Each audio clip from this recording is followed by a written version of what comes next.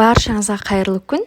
Бүгін сіздерге нағыз ұңғырдақтың қалай жасалатынын, яғни барлық қыр-сырын, құпияларын көрсететін боламын.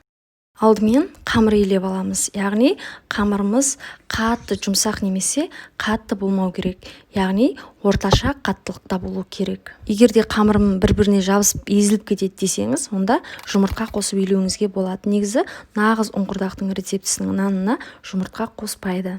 Иі қанған соң осылай тындырамыз.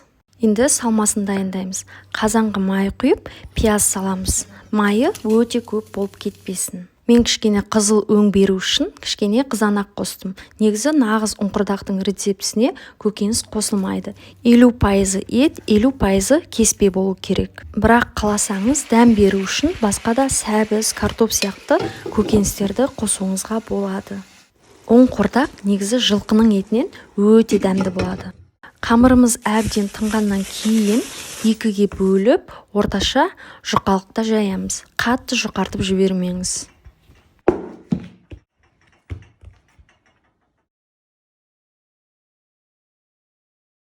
Жайылған қамырды тең төртке осылай ортасынан бөліп аламыз. Пештің астын қатты қосып, үстіне осындай табаны қойып, жаңағы жайылған жаймаларымызды осылай кептіріп аламыз. Жаймалар кәдімгі дүкенде сатылатын лаваш сияқты болып кебуі керек. Немесе духовканың ішіне салып кептіріп алуларыңызға да болады.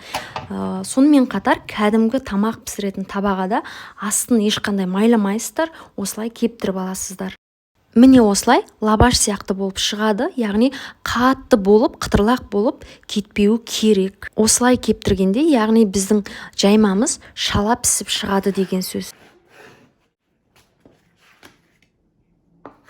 Енді кептірілген осындай жаймаларымыздан кеспе жасап шығамыз. Міне бізде осылай кеспеміз шықты. Енді піскен кезде арасы шашылып пісу үшін, яғни жабыспау үшін кішкене сұйық май құйып жібереміз да жақсылап араластырамыз. Бірақ майды шылғыратып көп құйып жібермеңіздер. Бізде етіміз де пісіп қалды. Мен ешқандай су құйған жоқпын, яғни өте баяу отта етті өз сөліне пісірдім. Енді біз кеспемізді салу үшін кішкене ғана су құямыз. Өте көп су құюға болмайды. Яғни суы еттің бойынан аспау керек, түбінде ғана болу керек.